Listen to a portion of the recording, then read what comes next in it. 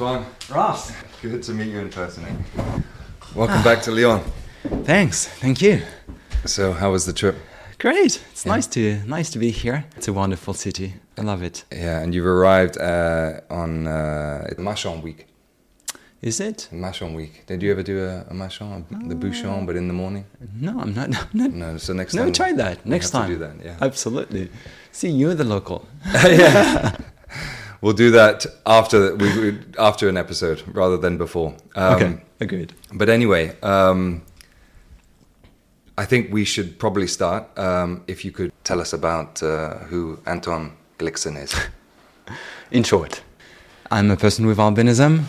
I'm French. I was born in France and I grew up in France. I'm the youngest of 3 siblings with albinism.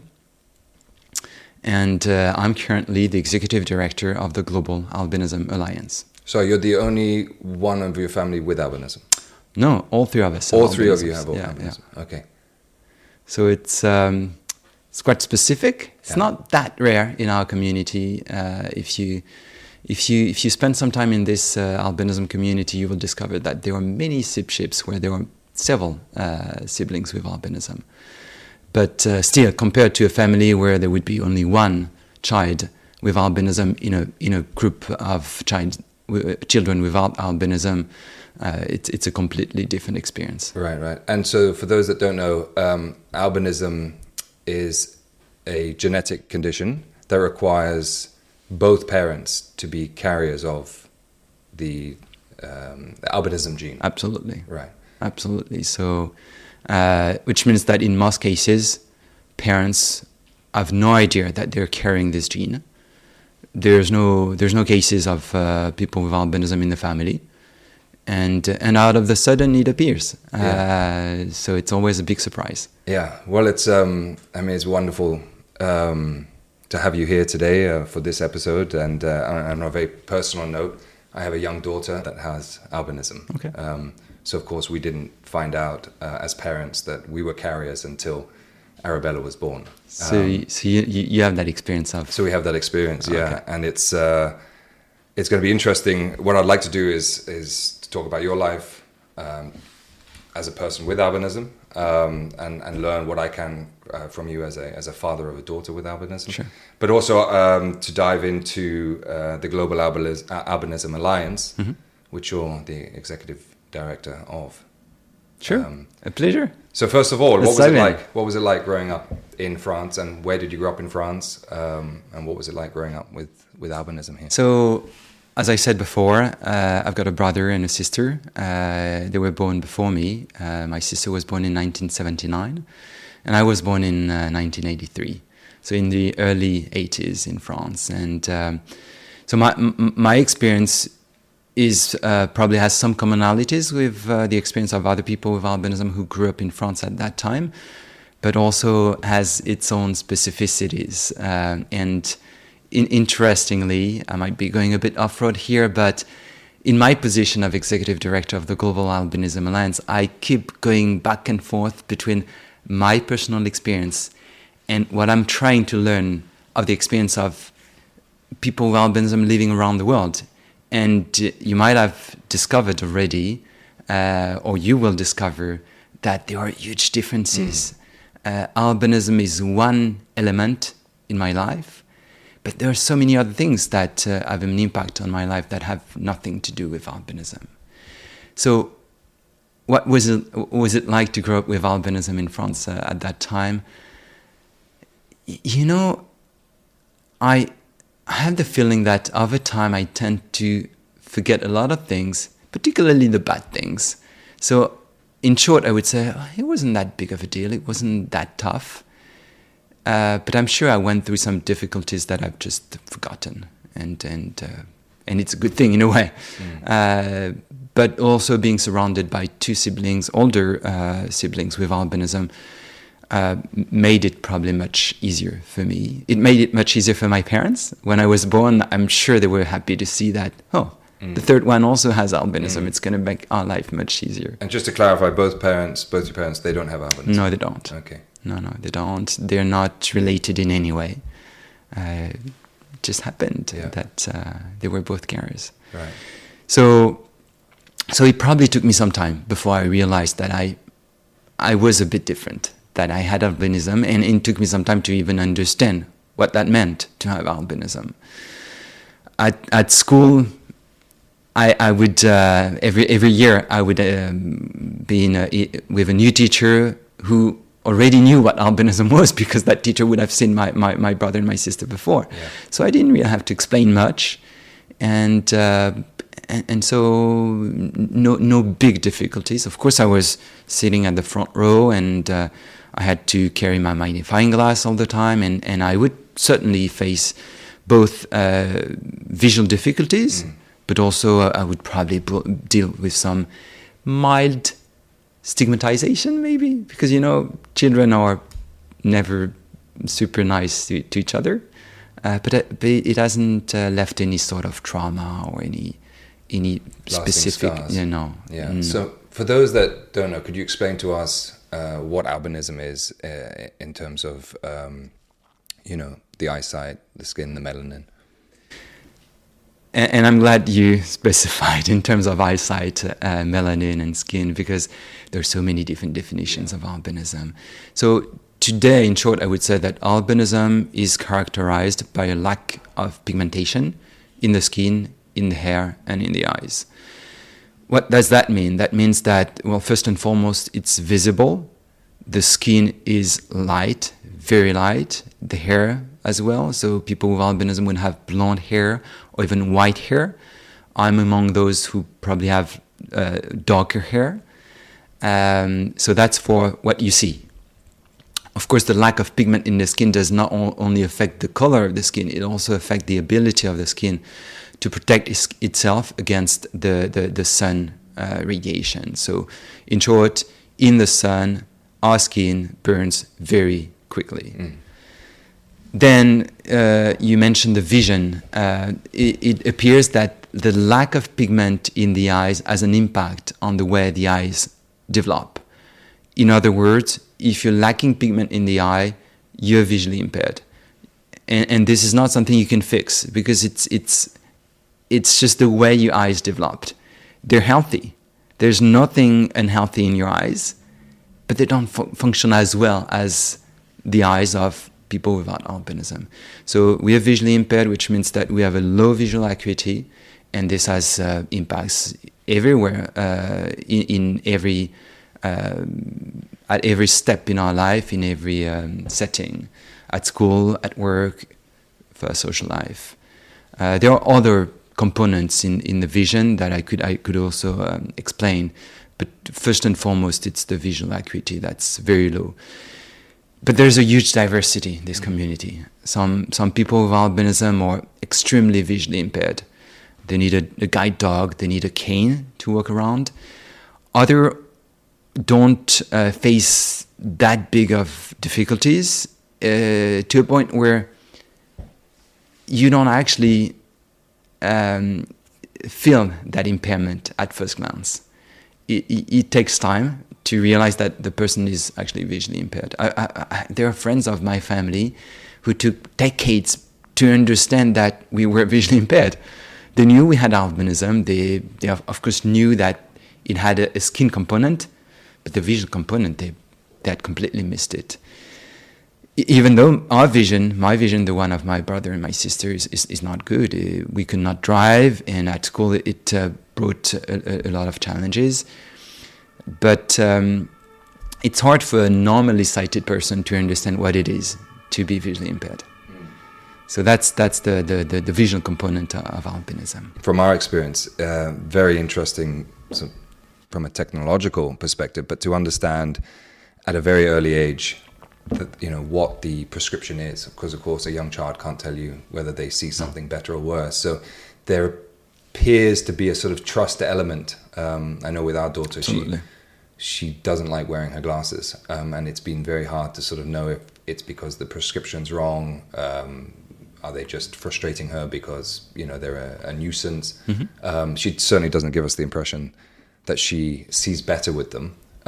We're constantly looking for glasses, but as she matures and as her language develops, we are able to sort of say, can you see better without them? Can you not see better with them? And I think sometimes, as a person who grew up with glasses, sometimes your eyes just need a break. So, off go the glasses. Absolutely.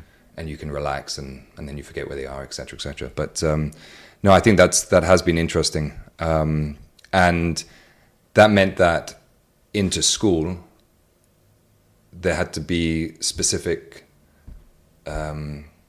accommodations for your eyesight, sitting at the front of the class, or so yes and no.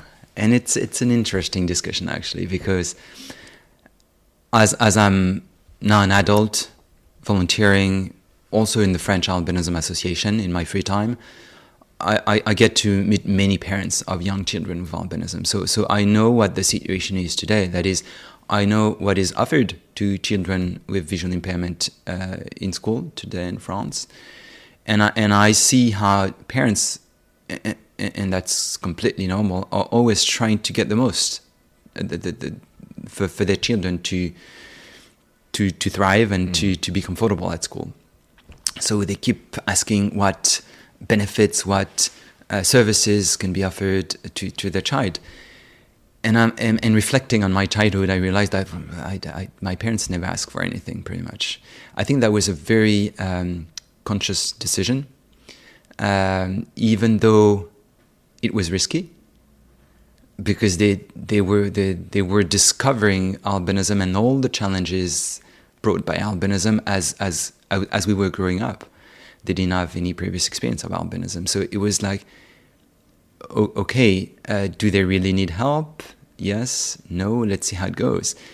And you have to interview them to know exactly their side of the story. But my understanding is that their decision was to not make it more important than it really was, or than they thought it was, which means that their decision was to let us discover the world and find our own solutions to cope with albinism without asking all the time for outside help. So I had very minimum help at school, and it was very informal, which means that my parents would talk to the teacher, explain my difficulties, and the teacher would just take it into account without any formal process, anything written, any contract, anything. It was just a discussion with the teacher, and so I was sitting at the front row. As I said, I would have enlarged prints, and I would carry my magnifying glass, and that was it, nothing else. And that's the way it was until the end of high school. I never received any formal help, anything that was completely different to what my friends at school would get, normally sighted. I have no regret, but I'm sure that because of that decision of my parents, and because of me not asking for more, I mean, I have to take my responsibilities in that, I probably went some unnecessary difficulties. It's very good to learn, to teach a child how to be independent and how to look for solutions without waiting for the solutions to be offered from people outside. But it's not always necessary to do that, and sometimes there's just no solution that you can find alone. You need help. Yeah. Because when you're visually impaired and there's nothing that can correct your vision 100%, you live in a world that is designed that is not designed for you. Right. That is not designed to respond to your needs. So it does make complete sense that you need external help from time to time. It's just a matter of finding where to set the cursor so that you become as independent as you can, because that's what we all need to be independent. But also to avoid bumping into unnecessary difficulties and just suffering from that. So again, I don't think that I kept from my childhood any traumas, any suffering. But I think that just sometimes it could have been slightly easier. So do you remember the exact moment where you first became aware of albinism? I would say it was around the beginning of middle school, when I turned 11 or 12. So quite late. Quite late. I mean, I knew the term, I knew the terminology, albinism, albino. I had heard that before. I even remember my grandmother, who was probably too focused on that term, who would say to strangers, coming to our place, before they wouldn't mention anything, before they wouldn't ask anything, "Oh, my grandchildren have albinism, by the way." Which was probably not very appropriate, but so I would hear that term once in a while. But it's one thing to hear the term; it's another thing to understand what it actually means. But we'll have to go back to what it actually means. Yeah. Because I gave a very medical definition. Yeah. There are other definitions, and it's worth exploring. Yeah, and also in terms of the language too, right? Absolutely. So yeah, why don't we dive into that? So, persons with albinism, people with albinism, is the correct, the most recommended term today. Most recommended. Yeah. Yes. In English. In English, correct. As opposed to albino. Can you tell us about that? Can you tell us? Sure. Yeah, please. Well, because albinism is rare, and because there's a very a visible component, all people with albinism, wherever they live around the world, at a certain point in life, and usually fairly quickly in life, experience some form of stigmatization. If you're different, you sooner or later you do experience stigmatization. And stigmatization is always accompanied, not to say fueled, by some terminology. And so even though the term albino per se is just a term, a word, a few letters, over time it's been used as a way to stigmatize people. So today is considered as a derogatory term, which means that people don't want to be called this way, full stop. The worst would be to be called albino, meaning that you're not a person, you're albino, that's it. That's the full definition of you, who you are. So that's why people really request this term, for this term not to be used. We eventually came to recommending the term person with albinism because it puts the person first. We are people, first and foremost. We have a specificity, which is albinism, but it doesn't define completely who we are. So that's why we recommend today using the term person with albinism. That's in English, though. In French, I would go for a slightly different approach. That is my personal approach. I think it's shared by other people. It is personnes albinos. So you hear there is the term albino in it, but still we're using the term person. But I know other languages, Portuguese, even sometimes in Spanish, not always. You'd have to ask my colleagues, where saying albino is okay. So it depends on the context. Even in French, French is not used only in France. It's used in many other countries, and in our community, it's actually not France that is most represented, but particularly Francophone Sub-Saharan Africa. People might request to be called a different way than people do in France. Mm-hmm. So it's a matter of being open-minded and asking the people how they want to be called and respecting their requests. It's important. It's important to make people feel comfortable and to be for them to be self-confident and to avoid any form of stigmatization that you could not even sometimes realize that it's happening. So that's about the terminology. I mentioned the fact earlier that the first definition that I gave to albinism was a very medical definition. There are other approaches to this question of what is albinism. What I like to mention all the time is where it comes from, when the term was first used. So as far as I know, the term albinism, albino, was first used, I think, in the 16th or 17th century, when some Portuguese,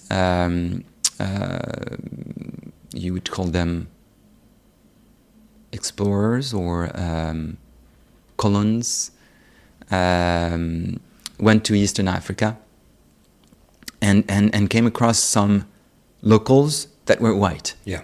So for them, it was easily identified, a white person in a black population, and they went for the term albinism because in Latin, albus means white.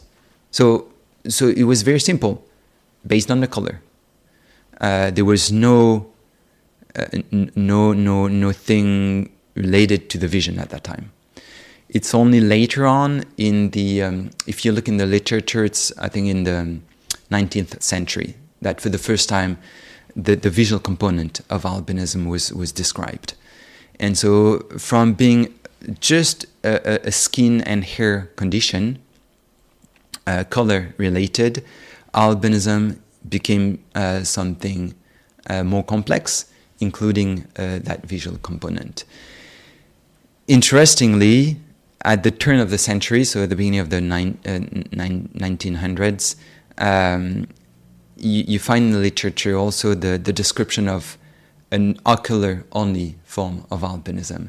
So there's no longer a skin and hair component. It's no longer visible at first glance, but you find the exact same visual impairment, the exact same visual components that are shared across all types of albinism, to the best of my knowledge.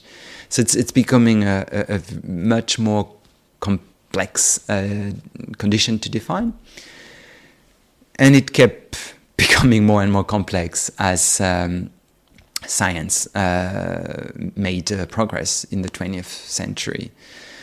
So today, the medical definition of albinism is extremely wide. It's what scientists like to say it's a phenotypic continuum, which means that the phenotype is the expression of the condition.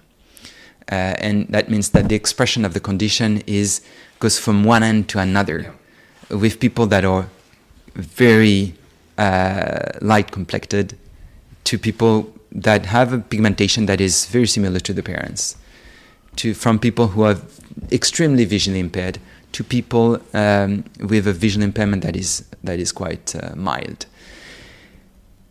But there's no limit to that. So what is that definition? So you're describing a spectrum. Is that it's a spectrum, yeah, from a medical standpoint. Right. Then, if we just ask people with albinism what their definition is, you might get something else. And it depends on who you ask that question to, meaning where that person is from. It's very interesting for me as a person with albinism from Europe to go to sub-Saharan Africa and ask my colleagues, leaders of albinism organizations in those countries, what their definition of albinism is. Their first definition is, it might vary from one leader to another, but often I would hear, it's being white among black people. And there's no reason to argue. That's their definition, and that's probably, this definition is probably due to the fact that this is what has most impact in their life, to be very different in appearance to their in their community. Mm-hmm. So, of course, you don't get the same definition in Europe. and you might get other definitions elsewhere. If you go to the north of Europe, go to Scandinavia, and I've been there before. I remember going to Denmark and being stopped at the border by the border officer speaking Danish to me because I looked just like the local population. So it's always a matter of context and surrounding population. Yeah, it's interesting. Myself, white. My wife is Asian. Arabella clearly looks more like me, and so it's a lot more jarring when she's traveling with my wife alone. And border guards, have to double check to understand the relationship. So I understand the context. Just going back to skin protection as a young boy growing up, sunscreen. Yes. And how essential it is. What was that like from a personal experience, both as your parents were learning about it, but also, the application? You grew up in France, which has wonderful, nice sunny days. Children play outside in the courtyard. That's encouraged. Do you have any personal memories of what it was like with that, having to get used to the discipline of the application, etc.? It wasn't fun. It's never fun to put sunscreen on. It's never fun to worry about sun protection. So it wasn't fun when I was a kid. It's not fun today either. I was fortunate enough to be born at a time when sunscreen already existed. My mother doesn't have albinism, as I mentioned before, but she has red hair. Okay.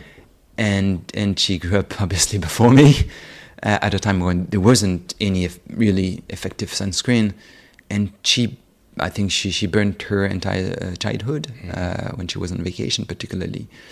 So no, I mean I don't have good memories of sun protection during my childhood. I remember getting burnt.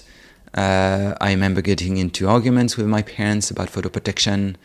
I remember me just deciding to avoid sun exposure, even though I certainly wanted to go out and play.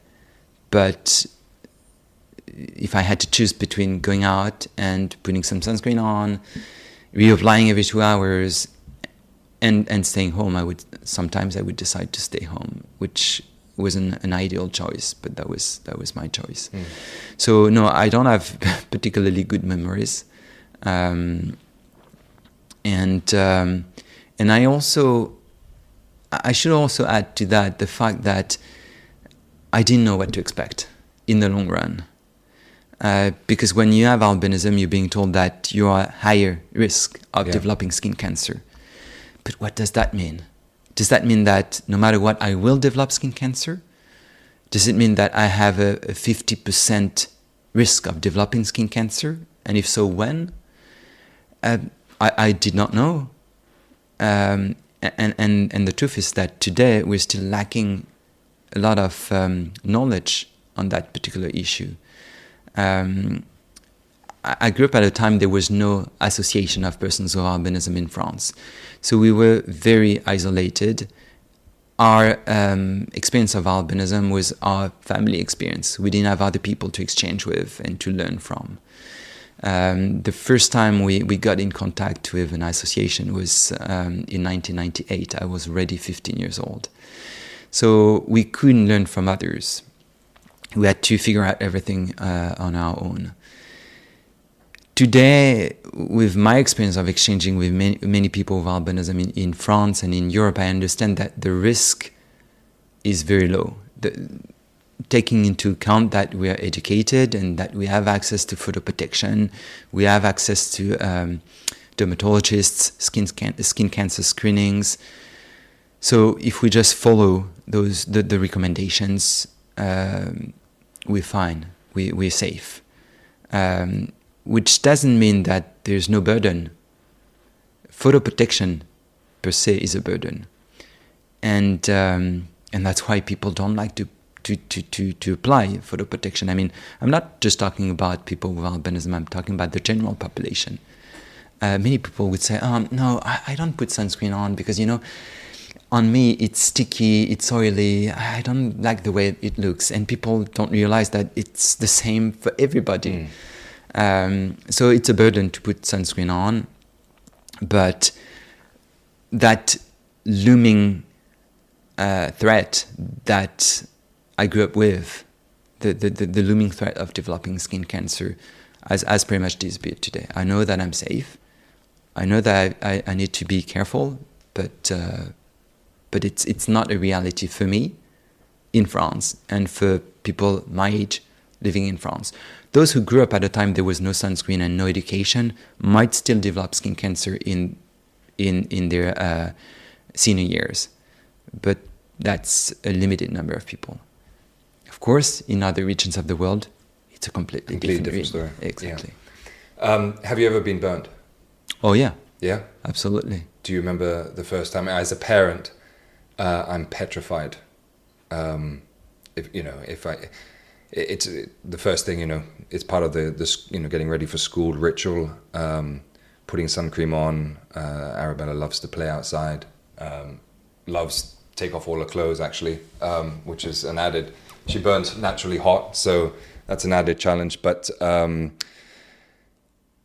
it's that first time certainly looms large on the horizon. I think it's probably inevitable at some stage that she will catch too much sun.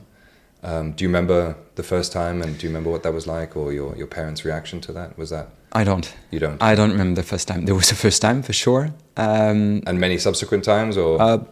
Many, I wouldn't say so. Several for sure. But I don't remember the last time I got burnt. You don't remember the last time? No. Well, that's good. And that's an interesting point. Yeah.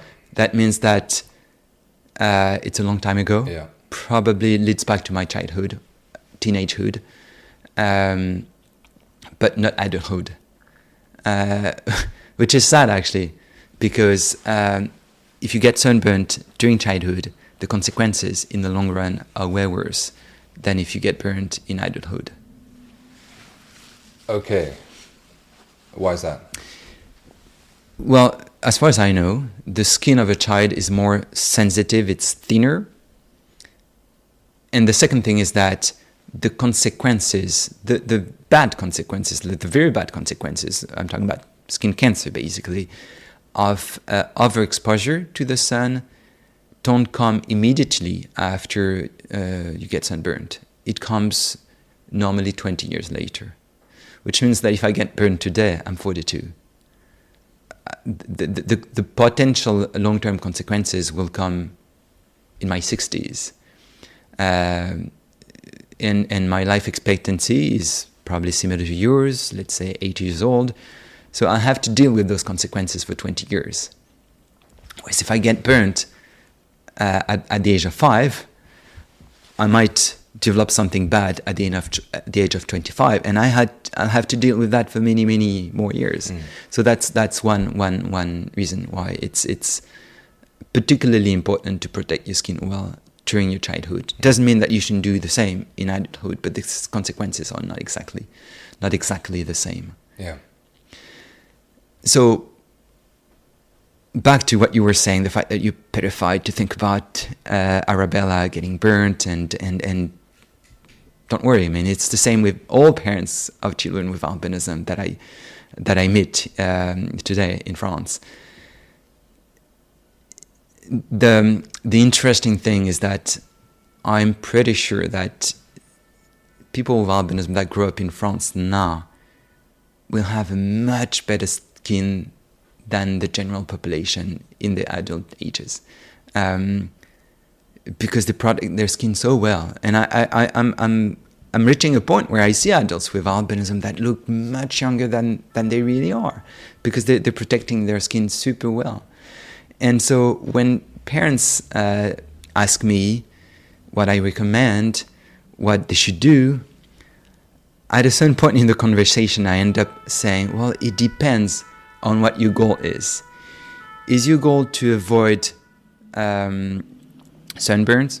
Is your goal to avoid skin cancer? Is your goal to avoid accelerated skin aging? Because depending upon the goal, you might not apply exactly the same photo protection. You know, some people, and particularly women today, in the general population, apply some form of sunscreen every day on their face, no matter what the weather is, no matter the season of the year. I don't think they need to do that to avoid skin cancer, but to avoid skin aging, it's probably something good to do. So do you want to look like you're 40 years old at the age of 80? Or do you just want to look like you're 80 at the age of 80? It's your decision. Yeah. But the challenge with parents, obviously, is that they're making decisions for their child. So they're responsible for what will happen to their child in their adulthood. It's not like making a decision for yourself. So that's why it's probably much more challenging and difficult. And I understand what you're feeling, even though I don't have your experience. But we had a sort of barbecue at the house, and Arabella's running around with her friends. And towards the end of the evening, as I'm getting her ready for bed, a little girl with, pigtails, and there was a parting in her head. And all of a sudden I looked at this parting and I could see this sort of bright pink. And I thought to myself, she wasn't wearing her hat. She'd been running around in the sun and she's burnt the top of her head. And there was that moment sort of hits you like a ton of bricks where, I failed her. I should have insisted that she wore the hat, and I went outside, and there happened to be a doctor with us at the barbecue. And I said, look, can you come? This looks painful.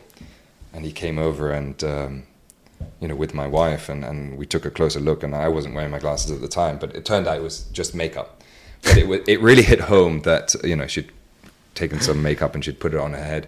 But it really hit home that, certainly up to a certain age, it's a situation that I would like to avoid for my own conscience, and of course. So yeah, thankfully she wasn't burnt. But you mentioned that there wasn't an association when you were growing up here in France, but I believe your mother, or was it your father, who got involved in Jeune Espoir, which then became absolutely the association right. for albinism in France. Right. Can you tell us a bit about it was your mother or my mother? Your mother. How she got involved with that and the sort of pioneering work that I believe she did? Right. So the French Albinism Association was created in 1995, and we were not involved at all in that in the founding of the association. It's only 3 years later that we just happened to hear about that association and decided to join it. This being said, since I was born, I've known my parents as people who'd, in a very natural manner, get involved in associations, in volunteering, in non-profits. That was something just part of their DNA, I would say. So it's not surprising that soon after we joined the association, they started volunteering, they started being active. And because they already had that skill, the skill set basically to be effective, active members of the association. Soon later, my mother became actually the president of the association, and she did that for 22 years. So it became really a big component of our family life. You ask if it was my mother or my father. Well, officially it was my mother, but my father had to deal with that every day because, even though my mom had a full-time job, that role of president of Jeune Espoir. She was the president. Yes. Yeah. Came along with a very big workload, and she was, in a way, responsible for part of that workload because she was ambitious. She wanted to do a good job. She wanted to serve the community as well as possible.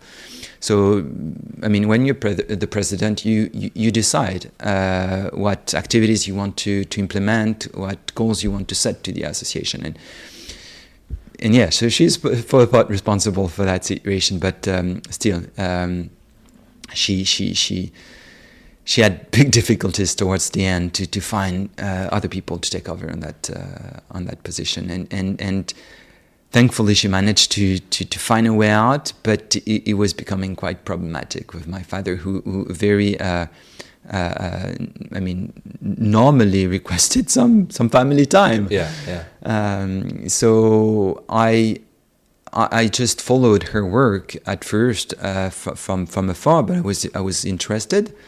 So was it important to you as a son that she was engaged? I know that one of the questions that I've asked myself is, for when Arabella's old enough and she asks me, essentially, what have you done? It was important that I have a good answer for her. A reason, that I reached out to you, a reason for this podcast. I think any good parent would like to be as involved as possible, to help, to assist in whatever way they can. But was that important to you then? I wouldn't say that. I wouldn't say it was important to me. It was, I would find it interesting, but I wouldn't say that I expected my parents to do something, to be active in that association. And I think that it's important to say that nobody's obligated to do that. Neither parents of children with albinism nor people with albinism themselves. As we said at the beginning, albinism is only part of our identity. And if a person with albinism lives a happy, fulfilling life without volunteering for the albinism community, without giving particular attention to albinism, it's more than okay. It's more than okay. What we want is for people with albinism to thrive and to be happy and to have a fulfilling life. That's all. If some want to be active and serve the community and volunteer to help make progress and improve the quality of life of the community, that's great. Of course, we need these people, but it's not an obligation. Yeah. So, and again, that's not what I expected from my parents. I would just follow what they were doing. And at a certain point in time, after I finished university and I found a job and I felt like I had the possibility to also be active myself, and I was interested. So that was back in 2010. In 2010, I became a board member of Jeune Espoir, of the French Albinism Association, to not just follow from afar the work that was being done, but actually contribute to that work. Back at that time, I was just back from Moscow. I had a 2-year work experience in Russia. I was back in France, and I became active in the association.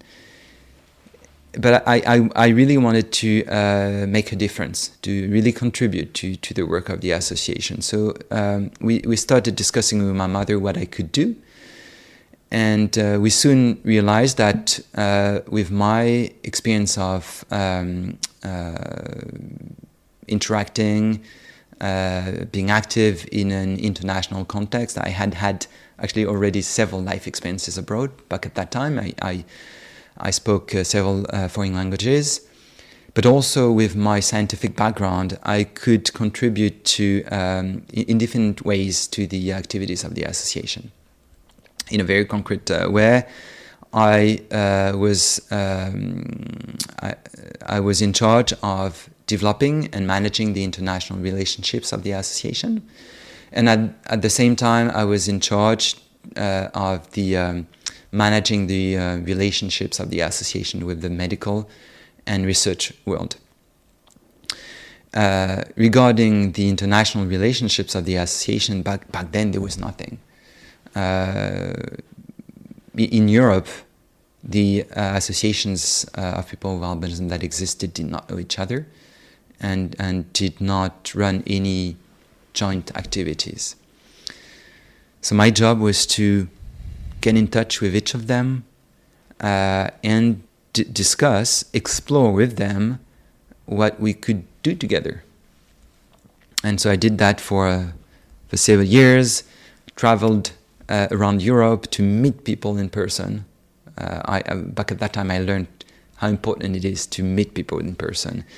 And what I also remember from those first years was how much that experience that was directly tied to albinism also opened my eyes on the challenges that European countries have been facing in building and structuring the European Union.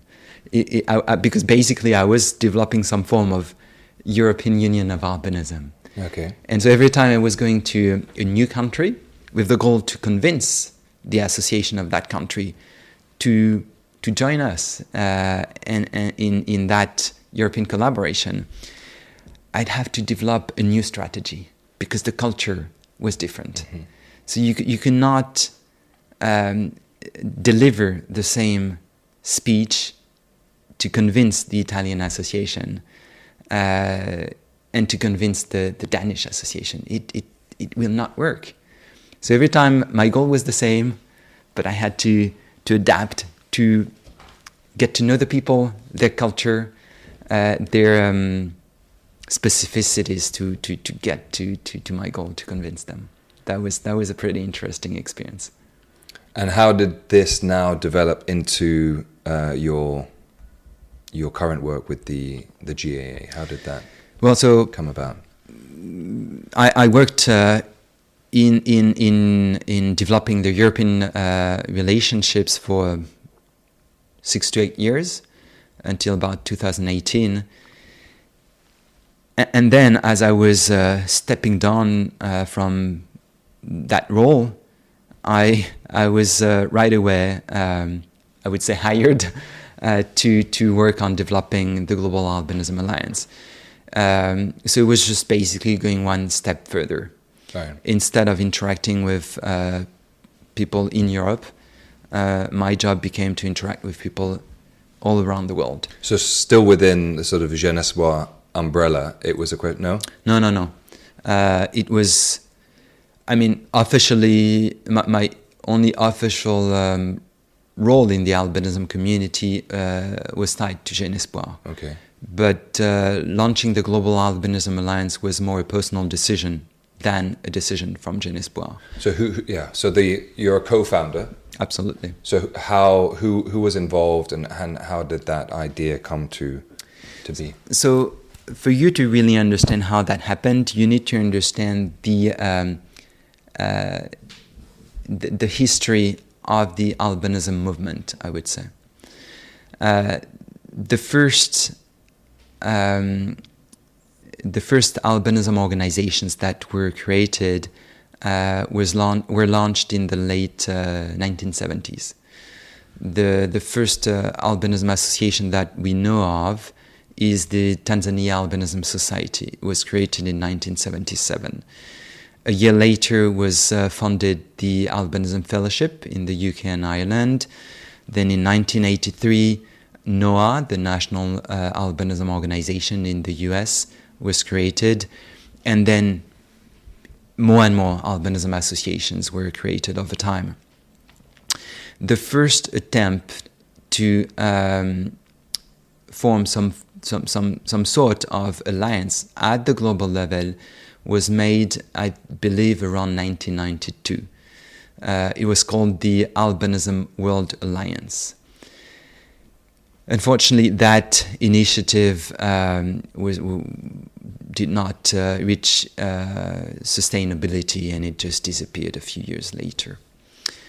Then there was a second attempt in around 2011, 2012. I was part of it. I was not the driving force, but I was a part of that group. It was called the World Albinism Alliance. We had to come up with a different name. And it was initiated by people from the Albinism Fellowship of Australia. Again, unfortunately, that initiative was not successful.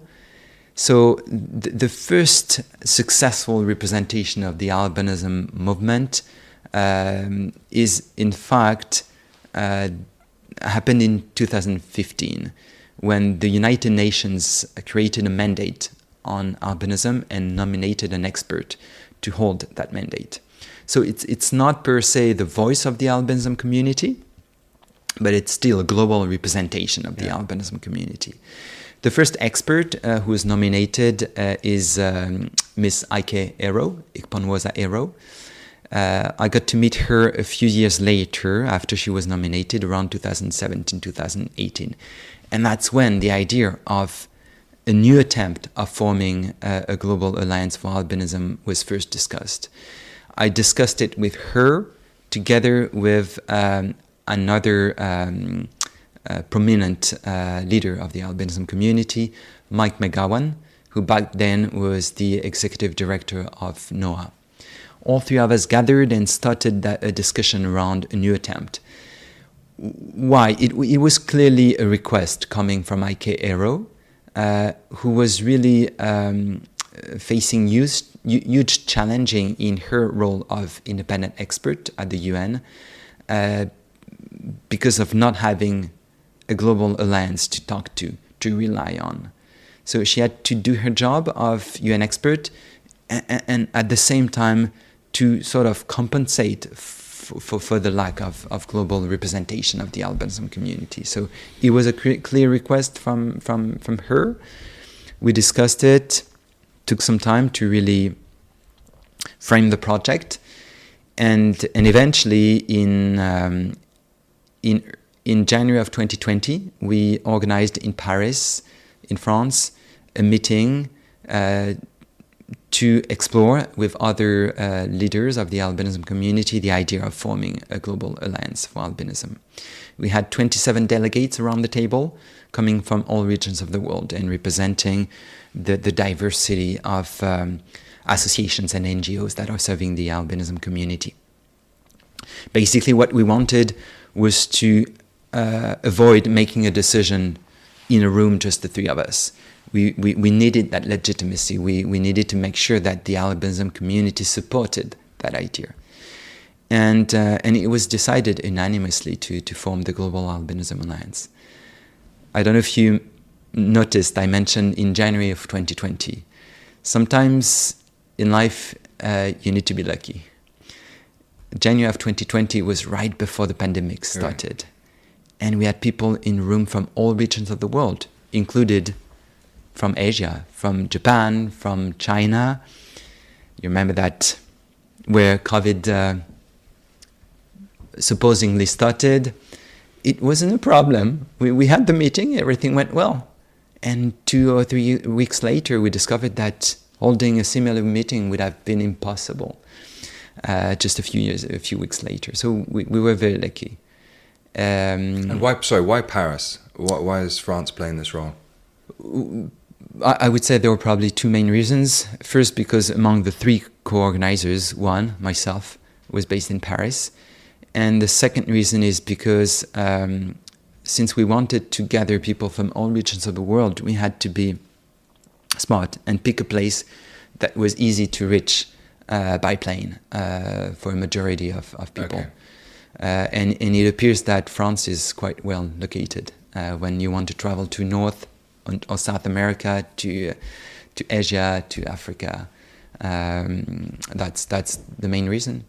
But we had people who travel a long way to come to Paris. We had people from Chile, we had people from Fiji, Australia, Japan. Still not ideal for them, but that's why we picked Paris. Okay. And then, so you agreed that yes, it was needed, and that you were now going to proceed with officially registering the association. Not exactly. Okay. We agreed to move forward and implement the project, but we also decided, we also realized that we needed time to frame better the project and to consult further the community on their expectations. Because we had only 27 delegates in the room. The albinism community is huge. So we decided to start with a pilot phase, meaning that we did not register the organization right away. We nominated a small team to run a pilot phase that was in charge of running a longer consultation, and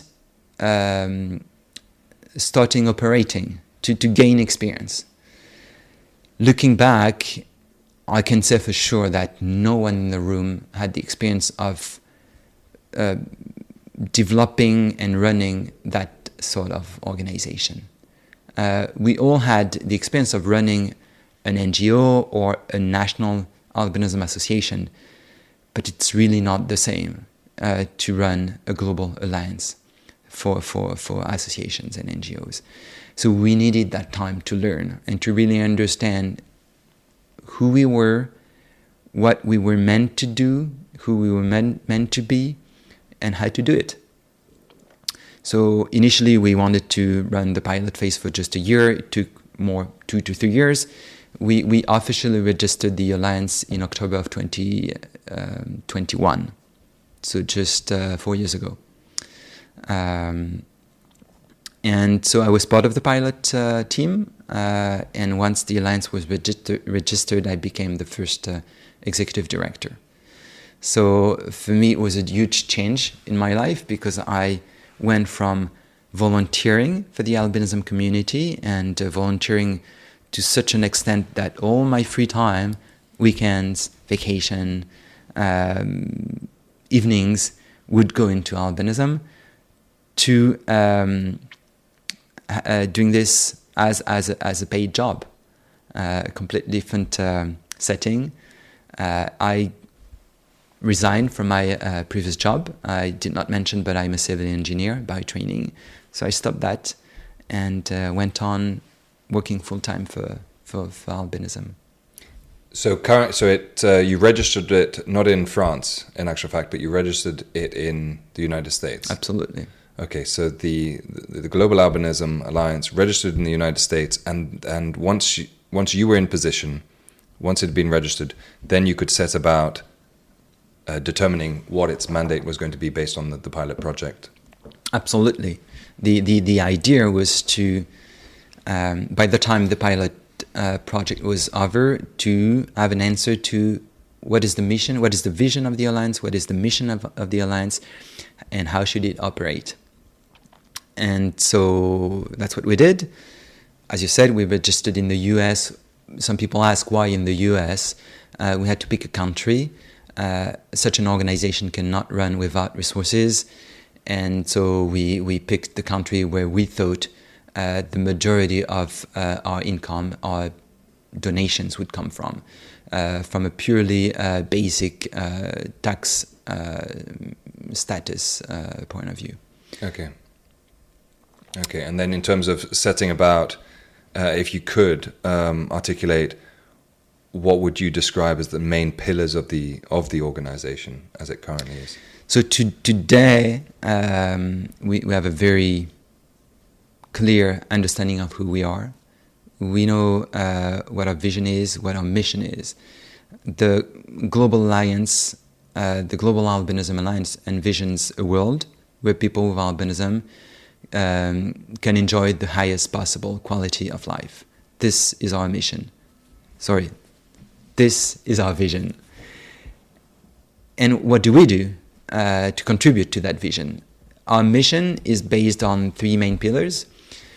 First, we exist to support the many albinism organizations that operate around the world, so that they can do a better job, so that they are stronger and more impactful. That's our first pillar. The second pillar has to do with research and knowledge about albinism. We want to improve knowledge about albinism, and that goes, among other things, through supporting and promoting research on albinism. And when I say research, I don't mean just biomedical research. I mean research in all fields of science. In social sciences, in human rights, there are knowledge gaps everywhere. And when there's a knowledge gap, there's an impact on our quality of life. That's the second pillar, improving knowledge about albinism. And the third pillar is directly linked to our positioning at the global level. We're the voice of the albinism community at the global level, and as such, we act to advocate for the albinism community on their behalf to protect and promote their rights. This is our last and probably most important pillar, I would say. So it operates as a membership organization. Is that once national associations are founded, once they materialize, they join? Well, how does that work? What's the... Good question. That's what I've learned working for the Global Albinism Alliance is that when you're ambitious, when you want to develop something big, it takes time. It's definitely very hard.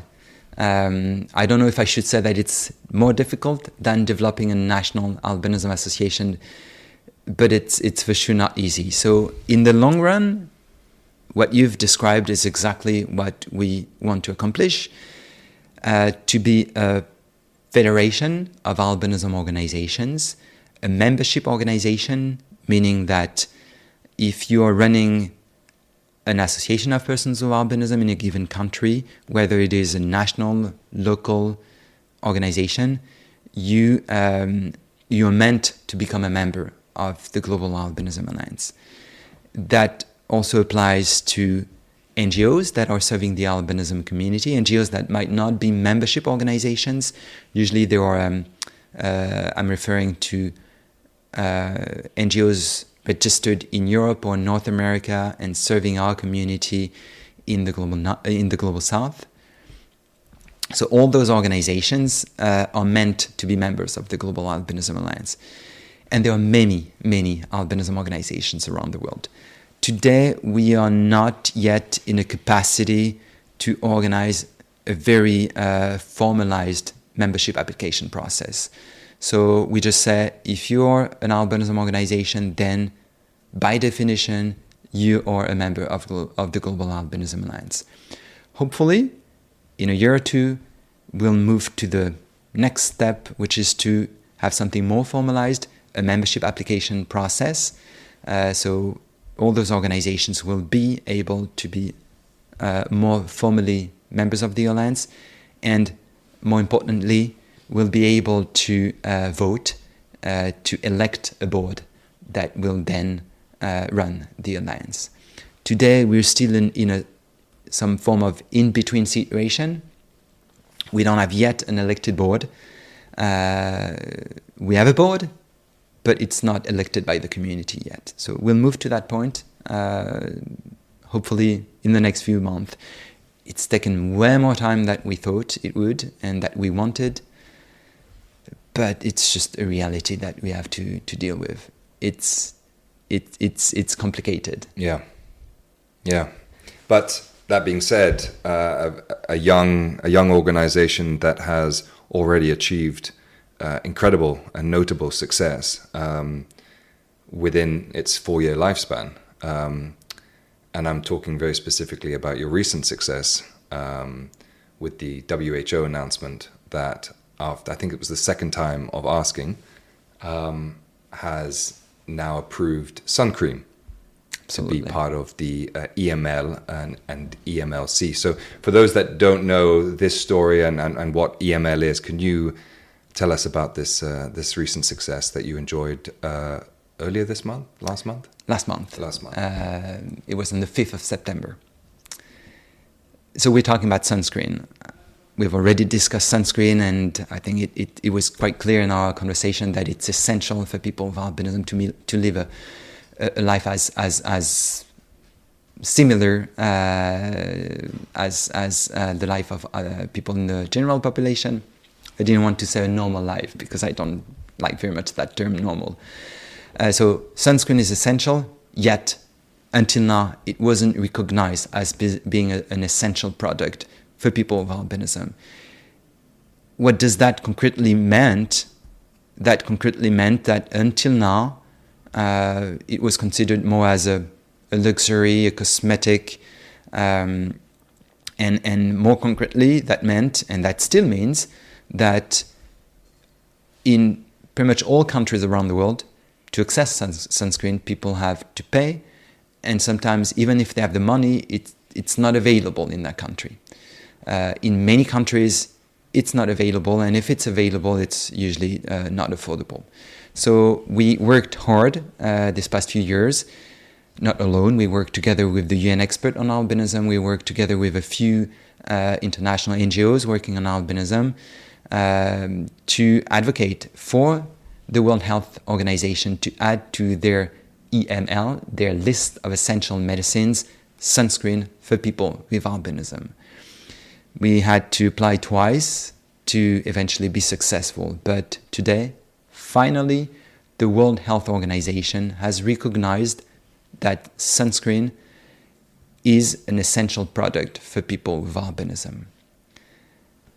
So, unfortunately, this is not a binding decision for the member states of the World Health Assembly, but it's a very clear message to them. The list of essential medicines of the WHO is a model list. That means that it's a set of recommendations. The WHO says to the member states that they should consider adding sunscreen to their respective national list of essential medicines. So it's a huge success, and I want to repeat that it's not just the Global Albinism Alliance. It's been a real teamwork that we have very much led, but alone we would have never been successful. And it's a success, but there's no concrete impact. There's no concrete impact on the ground for the moment. It's a first step, and now we need to move forward, and we need to advocate in each and every country so that this decision of the WHO becomes a reality in each and every country, so that governments add to their national lists sunscreen, and people with albinism have, wherever they live, access to sunscreen, ideally for free, or at least at a reasonable cost, so that they can afford it.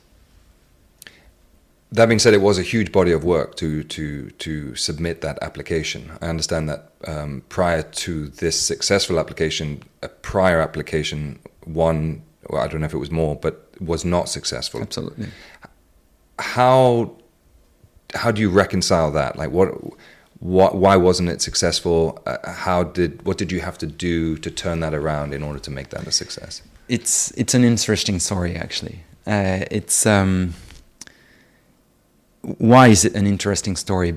Because the two applications, the one that wasn't successful and the one that was successful, are not that different in reality. After the first submission, we were told by the WHO that they could not accept that application because the product, sunscreen, was not well defined. That wasn't defined enough in details. They wanted a list of ingredients. They wanted concentrations for each ingredient. Ideally, they wanted a formula. But as you know, there are many sunscreens on the market, and many good quality sunscreens that protect us well with a high protection factor. So why would we pick one formulation against others? That's why we had submitted a fairly vague, not a vague application, but an application with a fairly vague definition of the product. Sunscreen with a SPF, so a sun protection factor of 50 plus, broad spectrum so that it covers all the range of UV radiation. That was our first definition. So after that application was rejected, we went back home and tried to figure out how we could provide the WHO with more details. We did provide them with more details in the second application. We had experts help us come up with a list of ingredients, but deep inside myself, I'm convinced that this is probably not what made the difference. What probably made the difference was the advocacy that was done around the submission of our application. The first time we thought, well, okay, what's the process? We need to submit an application by that time, following that template. Let's do it. The second time we did that, but we made some noise. Our community, many organizations in our community, many people in our community spoke up, shared their experience on social media.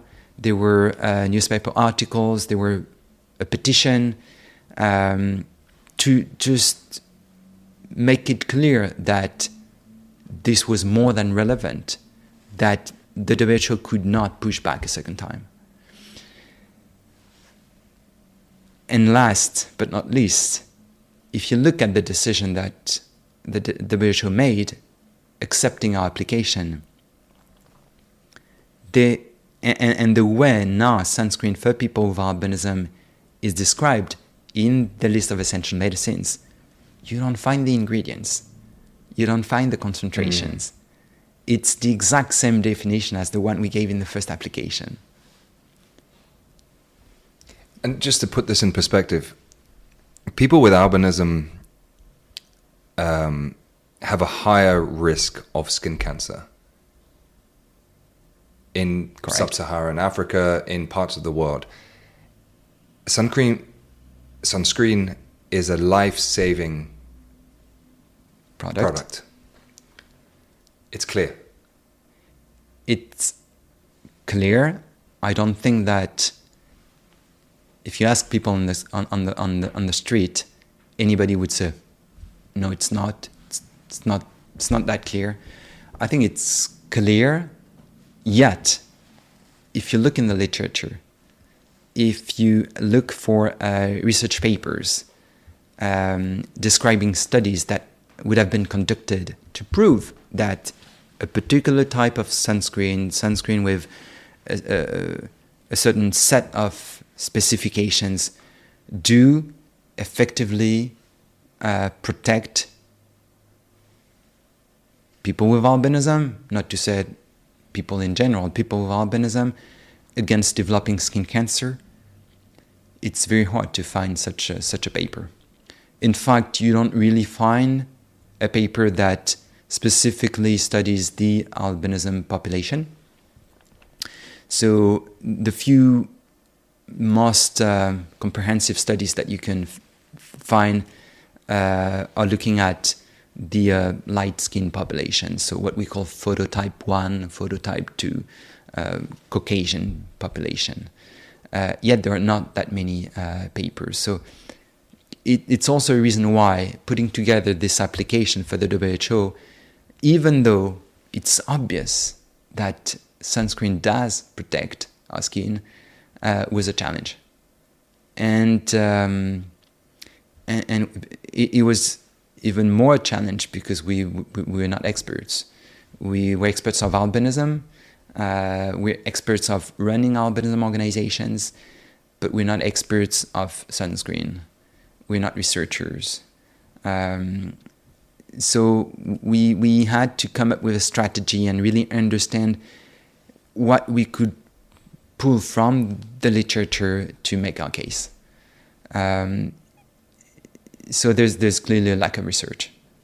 And that's probably what fuels this impression that sunscreen is a cosmetic. On top of that, it's worth noting that the list of essential medicines of the WHO is mostly a list of therapeutics, that is, drugs that you take after you developed a condition, a disease, whereas sunscreen is a preventative. Yeah. And there are only very few preventative means in the list of essential medicines of the WHO. And it's an interesting discussion that we could have later on. Sure. About the healthcare systems around the world and their strategies. Or to say that there is certainly success in collaboration, and the more the community works together, on issues related to this, the more success can be garnered, I would think. And I'll interrupt you here, please, because you're making a very good point. This has clearly proven what we can accomplish together. This has clearly proven that when you speak with one united voice, we can be extremely powerful. I did not get into the details of describing our community. It's worth just saying that there are many albinism organizations operating around the world. By many, give us hundreds, thousands? Hundreds. In our database of albinism organizations, we have about 250 to 300 associations and NGOs operating in all regions of the world. What's worth noting is that about 2/3 operate in sub-Saharan Africa. Even though there are people with albinism everywhere around the world, for some reasons, and I've got some ideas around that, the 2/3 operate in sub-Saharan Africa. And unfortunately, there are still dark holes, gaps. North Africa is very poorly served. The Middle East, Central Asia, Asia in general. The Caribbean is not well served either, and Eastern Europe as well. So there are pockets of countries where people with albinism are left alone. They're completely isolated. They don't have an association to gather them, and where that creates a space where they can meet, exchange experience, and support one another. And this is really something for me extremely concerning. So that's why part of our mission, and that really falls under the first pillar of the Global Albinism Alliance, is to help people in those countries start their associations. So maybe you want to hear a little more about my thoughts around why so many organizations operating in sub-Saharan Africa. There might be something to do with the prevalence of albinism. Today in the literature it says that albinism is more prevalent in sub-Saharan Africa.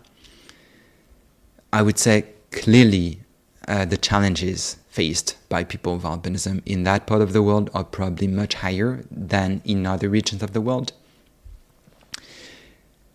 But I want to be cautious there, because, as I said, there are parts of the world where there are no organizations, which means that we don't have people on the ground that can share input with us.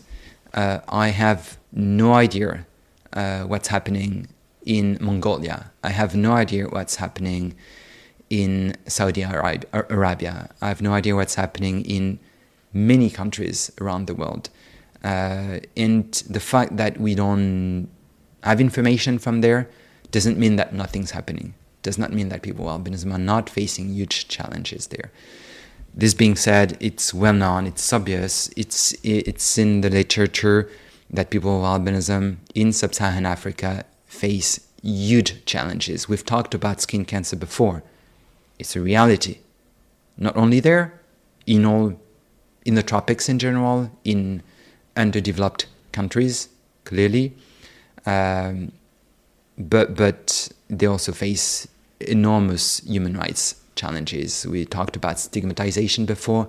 We could talk about discrimination. We could talk about exclusion, and we could talk about persecution for sure. Why don't we?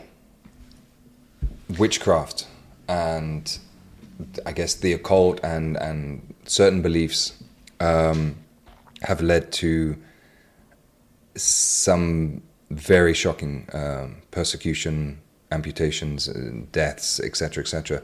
What has been your experience with that as leader of the Global Albinism Alliance?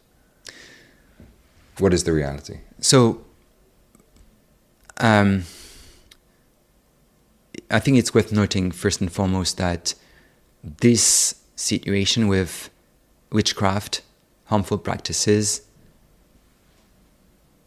persecutions, killings, kidnappings, mutilations, has started to be described around 2007. Did it exist before? Probably. To what extent, I don't know exactly. And so it started being documented, and clearly this is probably the biggest component that contributed to convincing the United Nations to create the mandate on the human rights of persons with albinism in 2015. It's a global mandate, but I think the first motivation, the driving element in the decision to create that mandate were those most extreme violations of human rights. So thanks to that mandate, a lot of cases were documented. Not only thanks to that mandate, there are a few NGOs that have done tremendous work. Such as Under the Same Sun, first and foremost, who really documented and is still documenting those attacks, killings, mutilations, kidnappings. But then the UN mandate also helped very much collect the information and publicize this situation.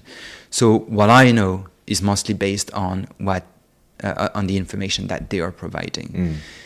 The information comes from the organizations that are also operating on the ground. So it's an entire ecosystem that is contributing to documenting the situation. For many years, Tanzania was identified as being the country where the highest number of attacks have occurred. Today, we know we have about 800 attacks documented since 2007 in most of the African countries and a few countries outside of Africa, but it's mostly Africa. Mostly sub-Saharan Africa. Attacks documented. An attack that's not documented is not an attack that we're aware of. So there could very well be attacks elsewhere, in, I don't know, Latin America, Asia, who knows, Europe maybe. I feel safe as a person with albinism in Europe. I'm not aware of any attacks, and I doubt there's anything comparable to what we're talking about right now. Perhaps in the past, perhaps decades ago, perhaps centuries ago, people with red hair centuries ago were killed because they were different. But it's no longer a reality, thankfully, in our countries. But back to those killings in people with albinism, they're still happening. They're still happening today. They might not be happening anymore, or to the same extent in Tanzania. Sorry, It seems that this is shifting to other countries: Malawi, Zambia, DRC, Mozambique, Zimbabwe, Madagascar. More recently, we've worked together with the UN expert to document attacks that were reported in Madagascar. So it's not over at all. It continues, and this has to stop. Horrific. This is horrific. It's truly horrific. And of course, advocacy, within that, raising awareness, plays a large part. As difficult as it is to speak about it. I mean, the images we've put up on the screen now, but you're talking about young children. You're talking about babies who are being attacked and mutilated because there is a belief system that their blood, that their organs, that their body parts hold some sort of special power within rituals, within products, within medicine, and so it's indeed it's very much fueled by a lack of education in the general population. Clearly, it's also interesting to note that it's slightly more complicated. That there's a huge money component in this, in everything that's happening around those attacks. Witch doctors, to make it very concrete, make money by selling body parts, potions, to whoever is able to pay. And most of the time in those countries where those attacks occur, we're talking about politicians. So what's been repeated over and over in the albinism community is that if you live in those countries where attacks are a reality, during election times, you need to hide if you want to stay safe. Because a politician running for the elections would pay a witch doctor in order to win the elections. So it's very much tied to a lack of education. But you would think that someone running for the elections is not part of that group of the population, of that criminal group, with the least with the lowest level of education.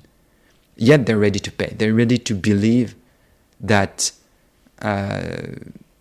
the body parts and potions made out of people with albinism body can bring good luck. It's crazy, but it's a reality. The other thing that is worth mentioning, and you've already mentioned it, is that awareness is key. If you don't make it public, if you don't report on what's happening, then people and governments, first and foremost, could act as if nothing's happening. Not in my country. There's no report, so it's not happening. Well, we know that it's happening. So we need to make some noise, and we need to continue as long as it's happening.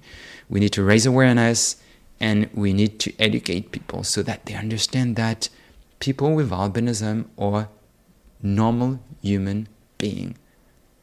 They're not ghosts. They don't have superpowers. They just have a genetic condition that makes them look slightly different. Full stop.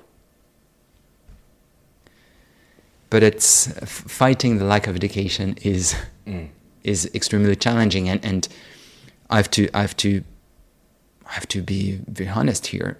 The Global Albinism Alliance is very ambitious, wants to, and has set itself big goals. I'm convinced that we can achieve a lot, but we're not going to solve the issue of lack of education in the general population around the world. This is something that governments, this is something that international institutions, the United Nations, have to deal with. That's their job. We have limited resources, limited capacity, no matter what. I trust that we will get more resources as time goes on, as we prove the world, as we prove potential funders that we can do great work, such as with the WHO list of essential medicines. So we'll do more soon, but there's a limit to what we can do. So it's also a message to governments. It's within your responsibility to address those issues. We're talking about the most fundamental human rights. To live in security without fear to be attacked. We going to bed without thinking that perhaps I'm going to be kidnapped overnight. For parents not to worry about leaving their children alone for a few minutes at home. This is a fundamental human right. And we're recording this in Lyon, obviously, home to the headquarters of the international police organization Interpol. And has there been, has the GAA done work, outreach work to law enforcement, to the international organizations involved in law enforcement? Is that something? Not the GAA. Part of the strategy? Not the GAA, but other players in the albinism community have done so and are still doing so. There's a lot of work that is driven by the UN expert on albinism, the current expert, Mulukan Miti-Drummond. She's from Zambia, and she's done a lot around that, together with the Africa Albinism Network, which is a regional albinism organization in sub-Saharan Africa. They've been actively working around that because it's clearly an issue. We have so many cases of attacks where we know who the criminals are, and there's no or very little prosecutions. If people can freely attack a person with albinism without fear of being arrested and put into jail, of course it continues. So that's a very important point that you're making here. We, as we grow and as we gain more capacity and resources, we will look into what role we can play in that field, together with our partners. It's always a matter of teamwork and bringing to the table whatever skill set we've got, expertise. But a lot has to be done in that area as well. And you've spoken a lot about data, and in prior conversations, you've been very careful. I wonder, how much onus you put on the need for accurate data from the field, and then also how do you see AI helping the GAA in its work going forward? Very good point. And actually, that makes me think of a question that surprisingly you haven't asked yet. You could have asked it after the first minute of this conversation. What is the prevalence of albinism? How many people with albinism are around the world? It's a tough question. Yet it's a very important point, because in any of our activities, and particularly when we conduct some advocacy activities, data is key. And the first question that we are asked by whoever we're talking to, governments, the UN, is how many people do you represent and are affected around the world? So if you look into the literature for decades, the figure that that was used, talking about the world prevalence of albinism, was 1 person out of 17,000. And as I got more and more familiar with the albinism scientific literature, since 2010 I've been reading so many papers. I came to wonder where that figure actually came from. And eventually, by doing the job that researchers should have done, I've come to the conclusion that it's not reliable. It's been mistakenly repeated, cited over and over. Interestingly, that figure comes from a study that was conducted in the 60s in North Carolina in schools for the blind. And there, so they had a population of children with albinism. Half were of European ancestors, and the other half were Afro-Americans. And they combined the two prevalences of those two groups and came up with 1 out of 17,000, which was only the prevalence of albinism in that population. So school children in visually impaired schools in North Carolina in the 60s. Soon it became the prevalence for the entire country, for the albinism population. And who knows why? A researcher who was not very professional turned that figure into the world prevalence of albinism, interestingly. So thankfully, there was a paper that was published, I believe last year or a couple of years ago, that made things very clear. This figure, 1 out of 17,000, should no longer be used. It's obsolete. It's not correct. And among the many other facts that are stated in this article, you will read that there is no such a thing as the world prevalence of albinism, because it varies from one region to the other, from one country to the other. There are regions of the world where the prevalence is higher, regions where it's lower. And there are many countries for which we don't have numbers at all. Starting with my own country, France. What's the prevalence? There's no study There's no statistics. We don't know. So based on a few studies run here and there in Europe, in Africa, and interestingly, actually, the most accurate recent studies were conducted in sub-Saharan Africa, African countries, in countries where, thanks to some very effective advocacy conducted by albinism organizations, we managed to have a question about albinism added to the national censuses in those countries. So we have very accurate data for those few countries. But basically, what we know today is that in the lack of more comprehensive studies, in a European country, there's an estimate of one person with albinism in 12 to 15,000 people. In a sub-Saharan African country where there was no particular study conducted, that prevalence ranges between 1 in 4 and 1 in 7,000 people. And that's all I know. There are many countries where we have no idea what the situation is. That's for the prevalence of albinism. But the same applies to many other things that has to do with albinism. We talked at length about skin cancer. I have no paper to rely on if you ask me what the prevalence of skin cancer in people with albinism is. There's one paper that says that in sub-Saharan Africa, if you're a person with albinism, you're 1,000 times more prone to developing skin cancer. But it's a very rough estimate. What's the mean age? We don't know.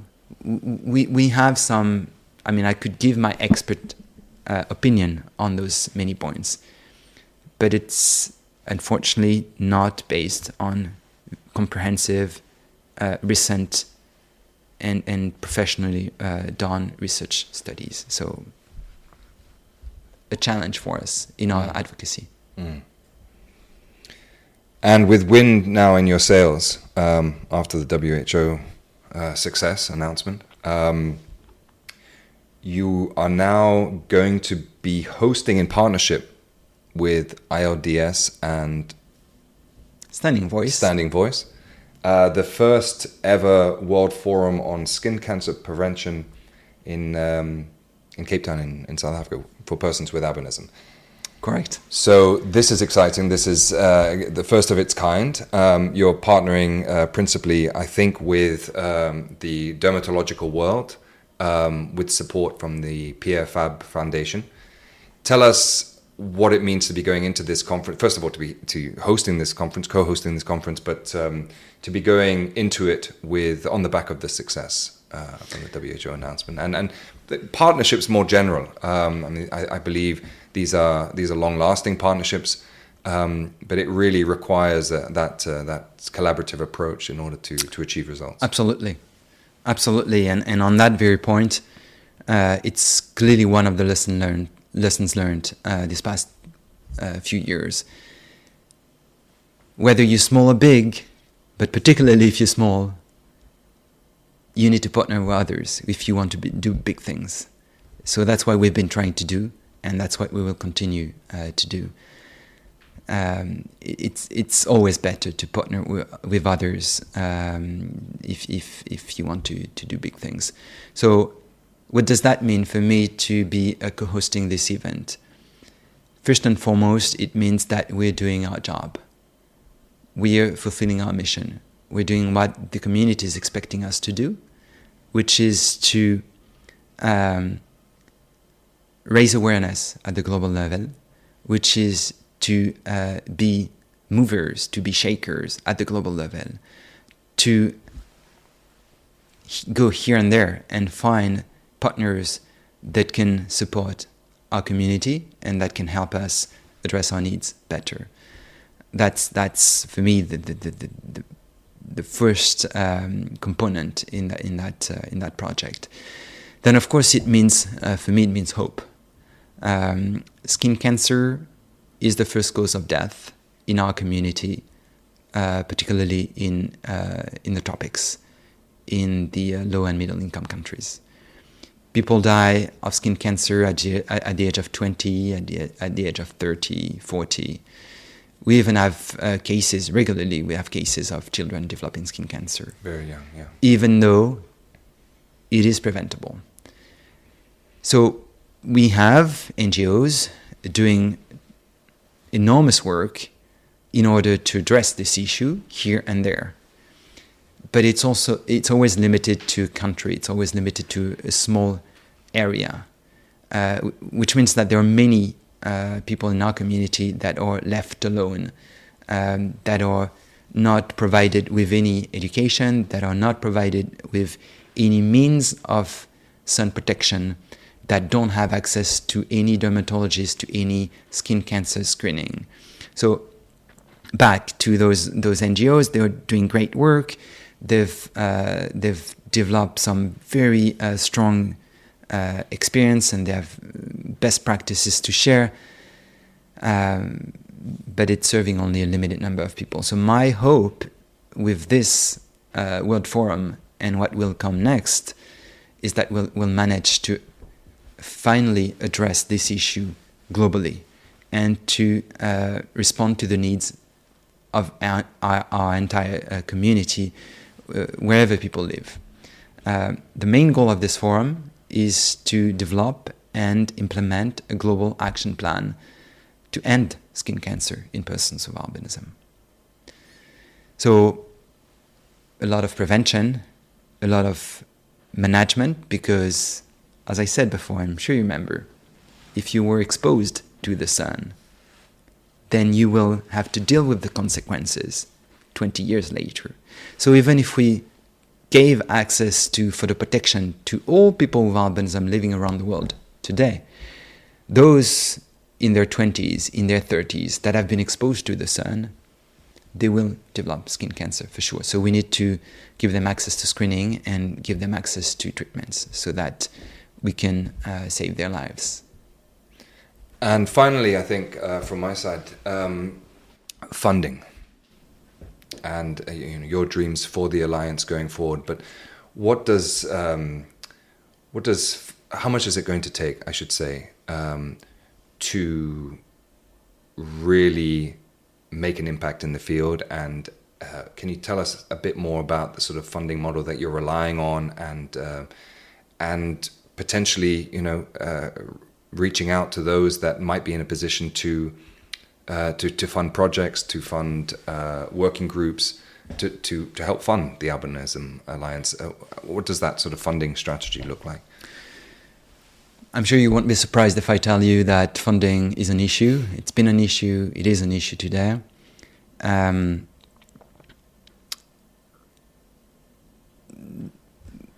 that's also one of the goals of this World Forum for our skin cancer program, to find more funders.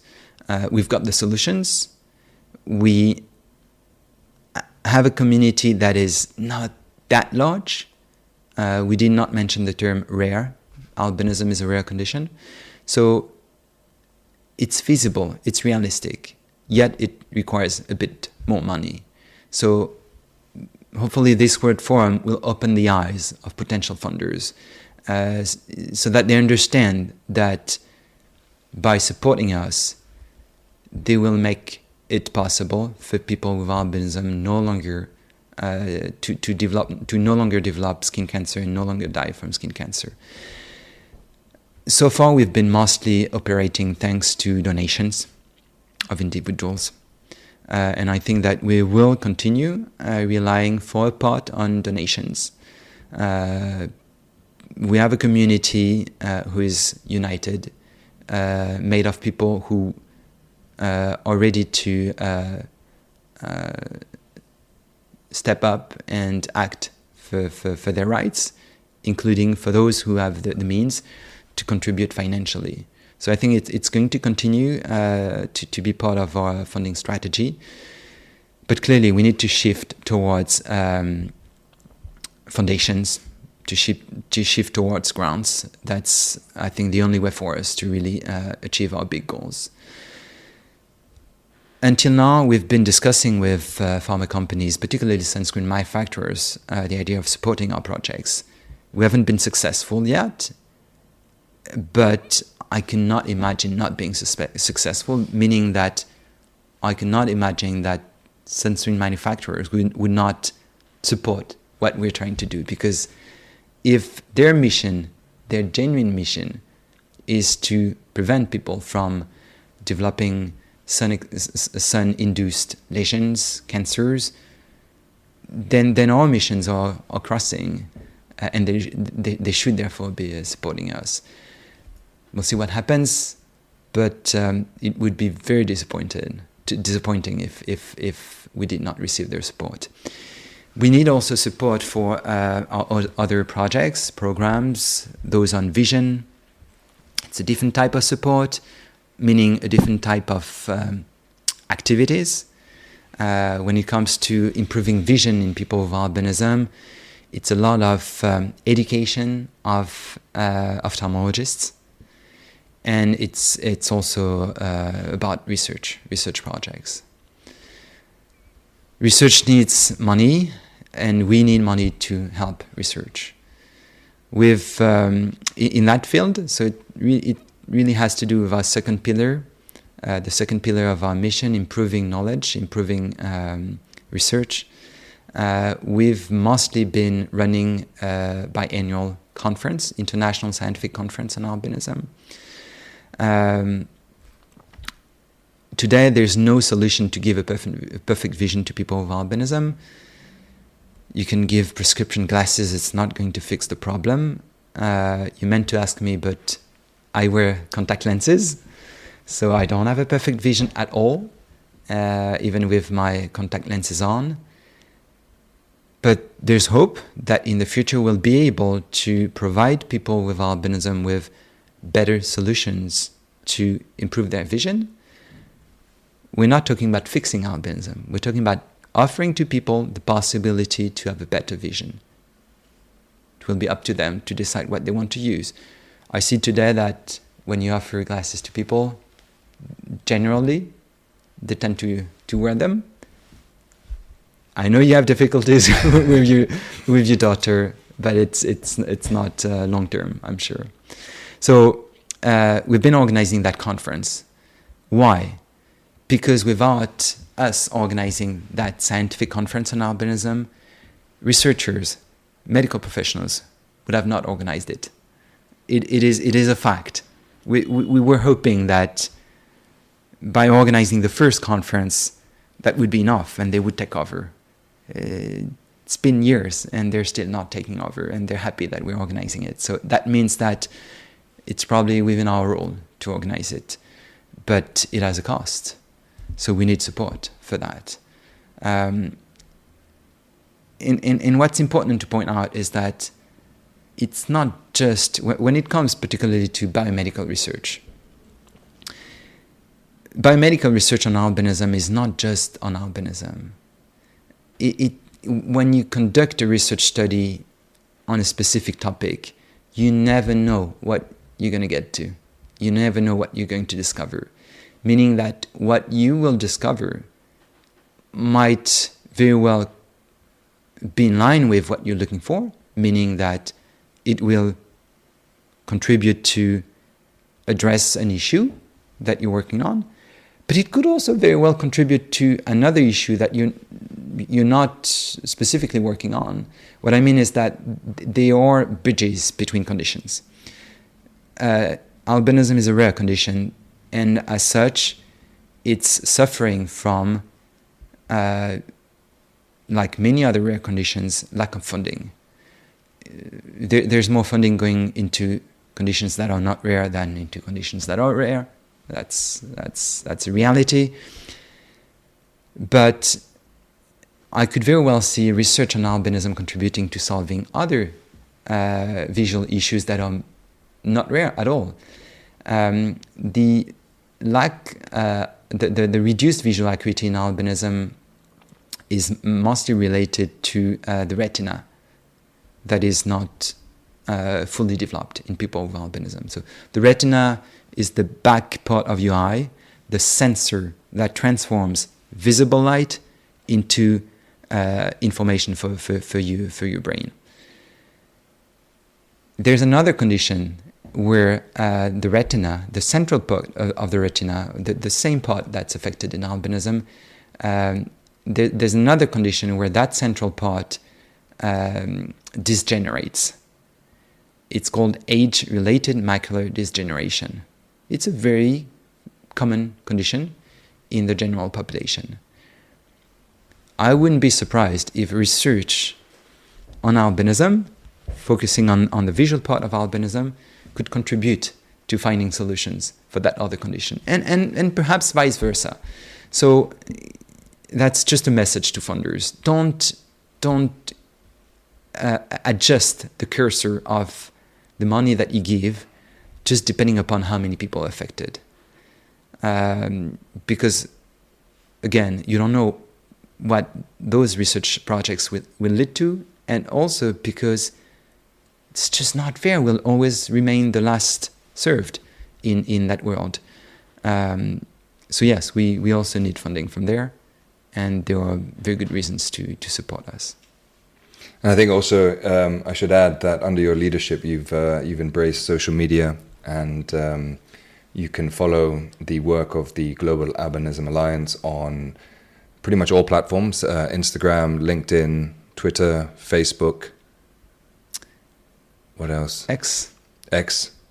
And so I urge everybody to go and to give them a follow, comment, ask questions, send in data, and then finally, Antoine, just in terms of your leadership and your team's successes, it's been really impressive, and I wish you all the best for the upcoming conference.